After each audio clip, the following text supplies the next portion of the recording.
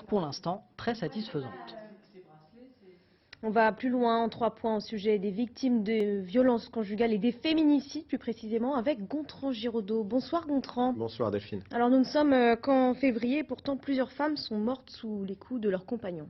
Oui Delphine, elles s'appelaient Éléonore, Amélie ou Cécile. Elles sont déjà au nombre de 10 selon le collectif Féminicide par compagnon ou ex.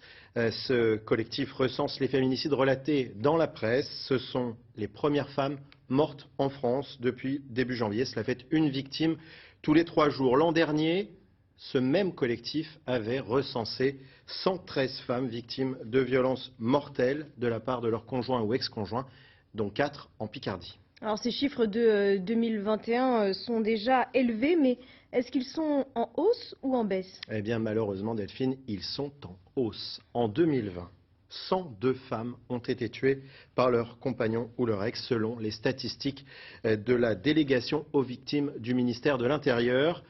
Mais si l'on regarde sur les 10 dernières années, alors la tendance est plutôt à la baisse. Et quelle était la situation dans notre région, les Hauts-de-France? Eh bien, en 2020, les Hauts-de-France occupaient la très peu enviable première place des régions pour les féminicides au sein du couple, avec pas moins de 14 victimes.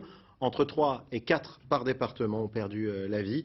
L'Oise, où on vient de le voir, le dispositif Mon Shérif est en cours d'évaluation, était le seul département avec 0 victime en 2020, mais selon nos informations, c'est encore un département à 0 victime en 2021. Pour finir, sachez que dans plus de la moitié des cas, les passages à l'acte avaient pour origine une dispute, une séparation non acceptée ou encore la jalousie.